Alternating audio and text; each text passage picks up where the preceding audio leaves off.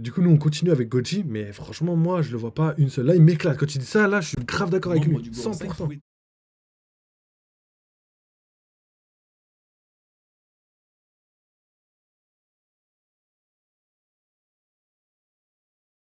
J'espère. Il a exactement ce que je cherchais chez tous les autres yokai, une forme humanoïde, un kimono et surtout un katana. Nurarion possède donc de nombreux points très importants à relier avec Venus Juro qui a l'allure d'un samouraï et armé d'un katana et dont la forme de Zoan éveillé laisse apparaître une silhouette bien plus humanoïde et simple que tous les autres yokai vus jusqu'à présent. Ok, je pense qu'il est déjà temps de faire un petit récapitulatif de toute cette liste que je vous ai dressée. Saturne serait le Ushi Oni, Jupiter serait le Itokoe Sakebi, Mars serait le Furarebi si je devais en choisir un parmi toutes mes propositions, Mercure serait le Baku ou le Reijin, et notre cher Vénus du Rose serait le commandant de tous en étant Nurarion. Alors on pourrait même aller plus loin et deviner quel yokai serait Imu, mais pour ça je vous le réserve ce soir en stream, donc passez y faire un tour, ce serait bête de louper ça. Maintenant nous Ouais, pouvons on l'a passer à la vu. deuxième. Le yokai de Imu, ce serait un serpent, une femme serpent. Et je sais plus ce qu'elle fait. Elle essaie d'influer, ou je sais plus comment on dit ça, mais d'influencer, ou je sais plus. Ils avaient dit ça, le Mon Corvo, là, dans la vidéo qu'on a analysée juste avant. Et je suis perplexe dans le sens où je m'attendais vraiment à quelque chose de colossal, tu vois. Imsama, je préférais le voir en diable, tu vois, quelque chose qu'on n'a pas. Enfin, je veux dire, au-dessus du diable, plus démoniaque, il n'y a pas, tu vois. Donc, Qui est là je préférais ça. Après, à voir, les gars, à J'ai voir. beaucoup de choses à vous dire. Et si finalement, il ne s'agissait pas d'utilisateurs de fruits du démon? C'est une vraie question que je me Ouais, ça pose. n'arrête pas d'en Depuis parler, les 25 gars. ans qu'on suit One Piece, nous sommes habitués à directement assimiler des pouvoirs à des fruits du démon dès que nous les voyons. Un gars se transforme en bête, c'est donc un Zoan. Un autre peut utiliser un élément, il y a de grandes chances que ce soit un Logia. Cette logique a quasiment toujours marché, pourquoi ça changerait aujourd'hui? Et surtout, en quoi ça pourrait bien changer? Eh bien, ce n'est qu'une impression, je me trompe probablement, mais j'ai le sentiment que Saturne n'a pas de Zoan, il est juste purement et simplement un démon et c'est pareil pour les autres membres du Gorosei. Je vais très rapidement vous prouver que cette idée est loin d'être impossible et je vais commencer avec une des choses m'ayant le plus choqué du chapitre, l'invocation de Saturne avec le pentagramme. Mais, Pourquoi ça m'a choqué? Tout simplement car c'est la première fois que l'on voit un personnage se faire invoquer à travers un cercle d'invocation. mais oui, ça, c'est une nouvelle mécanique, les gars, en vrai. Le fait que juste qu'il soit invoqué, c'est ça. Même, il y a un numéro qui est attribué à Saturne, ça soulève énormément de questions. Est-ce que, comme je l'ai dit n'hésitez pas, elle est sortie aujourd'hui, je crois, la vidéo sur ma chaîne, et la théorie, c'est que, est-ce que ce serait pas les dieux créateurs des fruits du démon, tu vois? Est-ce qu'ils auraient pas ramené ça de leur pays, l'enfer, tu vois? J'en sais rien. Enfin, Mais pas allez checker vraiment. la Si vidéo. on fait un petit bond en arrière, au chapitre 524, Brook a été envoyé par Kuma en plein centre d'un rituel Ah, sataniste sur pareil, l'île de foreshadowing de Namakura, légende. dont les fidèles tentaient d'invoquer Satan. Même s'il n'y avait pas de magie ni de pouvoir ésotérique, ce chapitre nous a prouvé l'existence de croyances et de rituels. Comme d'habitude, ce n'est pas un simple hasard et j'ai la certitude que c'est totalement voulu par Oda. Le pentagramme utilisé par Saturne serait propre au Gorosei, c'est ce qui invoque leur forme infernale car c'est exactement l'utilité de ce cercle démoniaque dans les sciences occultes. Un pentagramme, c'est un portail vers un autre monde, capable d'invoquer des démons à la suite d'un rituel. C'est encore une fois exactement ce que tentaient de faire les satanistes de Namakura pour invoquer Satan, preuve supplémentaire que l'utilité d'un tel Un cercle est le portail, même dans les One gars. Piece que dans notre monde. Si les pentagrammes sont utilisés pour invoquer des entités, pourquoi Saturne est-il apparu au centre de l'un d'eux? Sachant que je le rappelle, ça n'a strictement aucun lien avec le yokai Ushioni, qui n'est qu'un monstre apparaissant dans l'eau le plus souvent. Eh bien tout simplement car Saturne serait un véritable démon, un démon primordial qui n'aurait pas besoin de Zoan pour en prendre l'apparence. Et vous savez quoi? Ce n'est pas du tout une première dans One Piece. Bien au contraire, nombreuses sont les histoires où prennent place une créature ou un démon alors qu'aucun fruit du démon ne On rentre a en expliqué compte. d'où ils On va viennent, les gars. commencer léger avec le dragon qui a hanté Wano Kuni il y a plusieurs centaines d'années et qui fut tué par Ryuma. Il est effectivement totalement possible que ce dragon soit un utilisateur de fruits du démon. Certes, toutefois, si on prend le one-shot qui est Monster en compte, révélant le passé de Ryuma lorsqu'il tue un dragon, il s'agissait bien d'une vraie créature et non un humain. Mais ça, ce n'était qu'un banal exemple. Venons-en au suivant qui est bien plus intéressant, Cavendish. Cavendish s'est démarqué sur Dressrosa pour une chose, Akuba, son alter ego démoniaque qui prend le contrôle de son corps une fois endormi. Nous avons là pour la première fois une vraie vision de ce que serait une possession démoniaque dans One Piece. Il ne s'agit pas d'un simple trouble de l'identité ou autre, Akuba semble véritablement être une entité vivant en Cavendish. Et le plus drôle, c'est que là aussi le monde des yokai entre en jeu. En effet, la légende d'Akuba le surnomme le Kamaitachi de Rommel. Or, le Kamaitachi, c'est un yokai sous forme de belette, connu pour ses attaques hyper rapides, tranchant n'importe n'importe qui sur son passage, exactement comme Akuba vous l'aurez compris. Cavendish n'a pas mangé de fruit du démon apparemment, pourtant il est possédé par Akuba. Serait-il en train de devenir un démon comme eux, sachant qu'il est aussi basé sur un yokai? Vous avez compris que ça devenait tout de suite plus intéressant. Et pourtant l'exemple parfait connu d'absolument tout le monde n'est ni Cavendish, ni le dragon de Wano Kuni. Non, il s'agit de Zoro. Zoro avec sa mystérieuse et légendaire technique à 9 sabres Ashura. Et oui, quelle meilleure représentation d'un démon que celle-ci. On sait à 1000% qu'il ne s'agit pas d'un fruit du démon car Zoro n'en possède pas un. On sait aussi que ce n'est pas qu'une simple illusion ou encore un quelconque artifice fake et superficiel. Non, Zoro est un démon qui peut invoquer un démon et cela depuis Enies Lobby. L'idée qu'un personnage comme Saturne, membre de la plus puissante... Je dirais pas que Zoro est un démon, mais par contre sa lame abrite un démon et que quand Zoro ils sont, je sais pas moi, en équilibre l'un avec l'autre, et ben il peut, le pouvoir du démon peut influer sur le corps de Zoro. C'est ce qui me semble le plus logique. Organisation mondiale tout en cachant sans l'ombre d'un doute une force absolument démentielle et pu lui-même devenir un démon n'est alors absolument pas à prendre à la légère. Après tout, leur histoire semble intimement liée aux origines mystiques de One Piece et encore aujourd'hui, après pas loin de 1100 chapitres parus, nous ne connaissons strictement rien de cet aspect-là de l'œuvre. Que ce soit l'origine des fruits du démon qui n'a été qu'à peine mentionné récemment ou le haki en général qui cache encore pas mal de secrets, pouvons-nous être sûrs que les vrais démons n'existent pas dans ce monde? L'exemple de Zoro est pour moi le plus probant et vous savez quelle est l'ironie ultime de la chose? Juste quelques temps avant d'utiliser Ashura, Zoro s'est battu contre T-Bone et a utilisé une technique bien particulière pour le vaincre, Gyoki Yuzume. Si vous avez été attentif, vous avez dû reconnaître le mot Gyoki, qui est le deuxième nom du Ushi Oni, le yokai en lequel s'est transformé Saturne, comme si c'était là une autre façon de prouver l'existence de ce démon. D'ailleurs, on pourrait aussi reparler de l'aura qu'a émané Saturne lors de sa révélation. Tous étaient choqués, mais c'est Jinbei qui m'intéresse le plus en qualifiant sa présence de sinistre, menaçante, inhabituelle. Pourquoi préciser que l'aura de Saturne est si spéciale si ce n'est justement pour pointer du doigt le caractère unique et jamais vu de sa transformation? Jinbei est un combattant avec beaucoup d'expérience, pourtant il semble que c'est la première fois qu'il ressent une telle présence. Vous l'aurez donc compris, même si je l'ai présenté en tant que tel au début de la vidéo, j'ai un gros doute sur le fait que Saturne soit un véritable utilisateur de fruits du démon puisqu'il serait tout simplement un démon. Avant de changer de sujet, revenons très rapidement sur le pentagramme.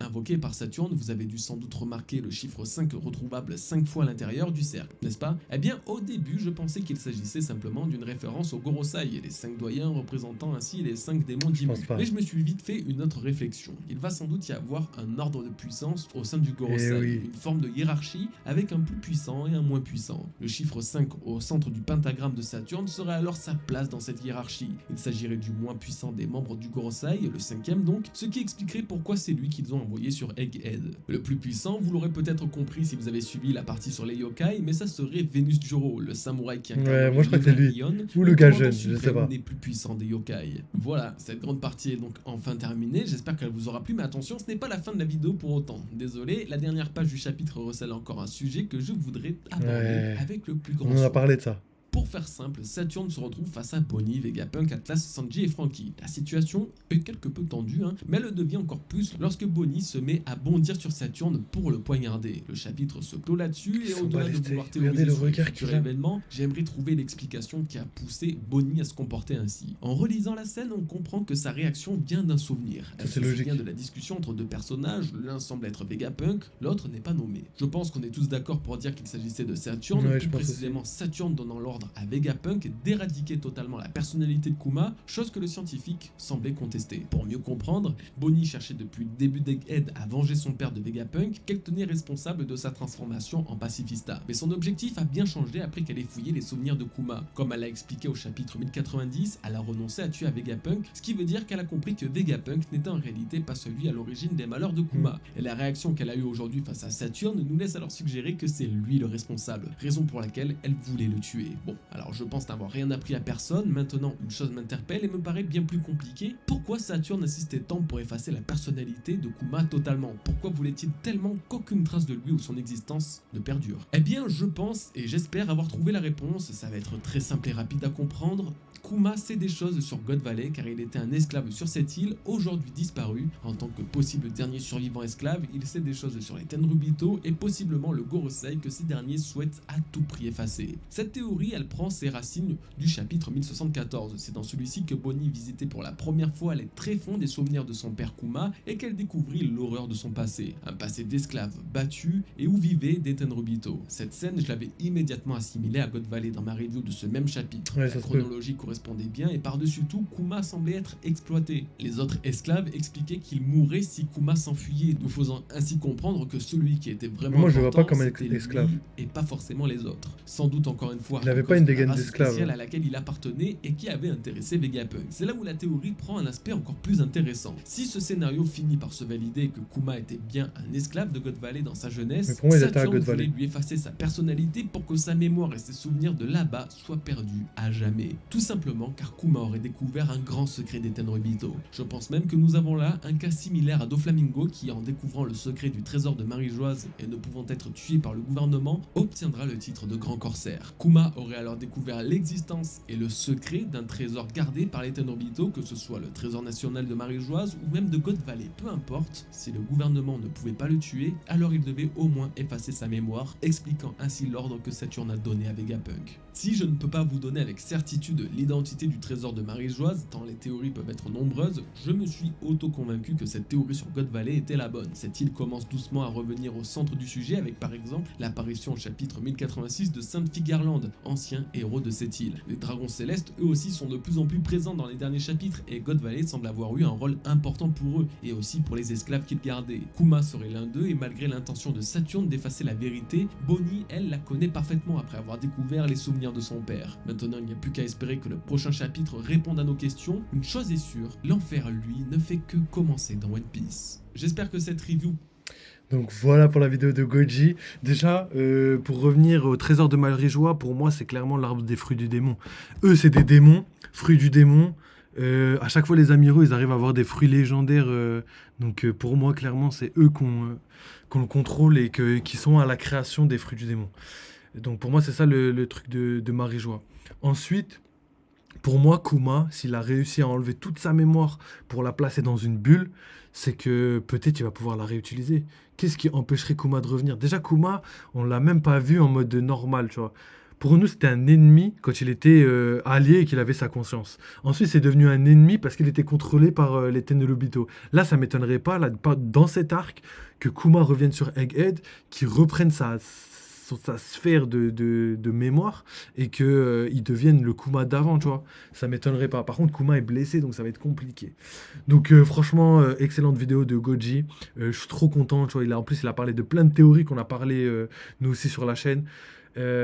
Pour les 5 doyens, j'ai espoir que les 5 doyens, ce sont pas que des yokai, tu vois. J'ai vraiment espoir qu'il y ait des démons de toute mythologie, de toute religion et tout, histoire que ça fasse vraiment les 5 démons les plus légendaires. Et j'espère que Im-sama, c'est pas juste un yokai et que c'est vraiment le diable, j'en sais rien. Il faut trouver une raison réelle.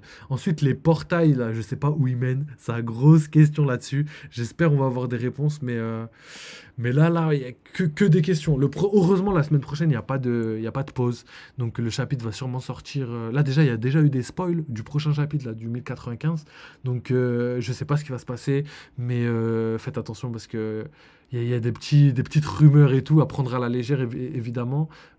Ça parle de Barbe Noire, ça parle de quelque chose en rapport avec Saturne et tout. Est-ce que Barbe Noire prend le fruit de Saturne pour être l'homme le plus fort du monde? J'en sais rien. Peut-être, mais ça se passera pas aussi rapidement, hein. Et surtout que là, c'est le premier chapitre d'un tome.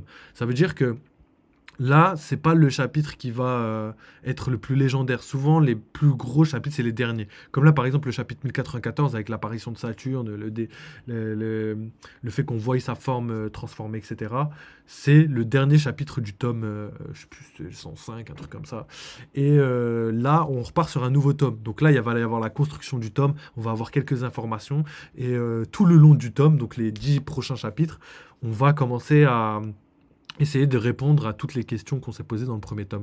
C'est comme ça que construit C'est comme ça qu'Oda construit son manga depuis toujours, quoi. Donc à surveiller. Ensuite, Saturne, on a parlé d'énormément de théories, hein. Je pense que y a pas grand-chose à dire de plus, hein, à part que, frère, démon légendaire, minimum level empereur. Je me cache pas là. Là, cette fois-ci, j'ai pas honte de le dire. J'ai l'impression que Saturne minimum level Luffy. Là, je pense que Saturne et Luffy, ils sont égaux et que Kizaru, c'est le level juste en dessous, donc intermédiaire, tu vois. Moi qui croyais pas, hein, j'étais pas du tout team Amiro, même puissance enfin, j'étais plus team Amiro en mode Amiro égale commandant, tu vois.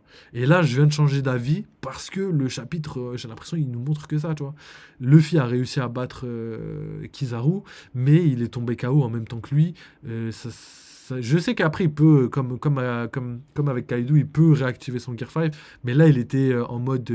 Il a dû mettre toute sa puissance pour le battre. Surtout que Kizaru n'a pas éveillé son fruit, les gars. Ça, tout le monde l'oublie, personne n'en parle, mais Kizaru n'a absolument pas éveillé son fruit. Donc, ça, c'est quelque chose qu'il faut garder en tête. Ensuite, euh, Kizaru va sûrement revenir justement parce que soit il va pas revenir et Luffy et tout ils vont avoir le temps de fuir et Kizaru il va se réveiller trop tard, soit il va se réveiller pendant que Luffy essaye de s'enfuir de l'île. Parce que là pour moi le combat front de front Luffy Saturne, mais ça va être hyper compliqué. Vous vous rendez compte? Là il y a Luffy, il y a Kizaru et Lucci.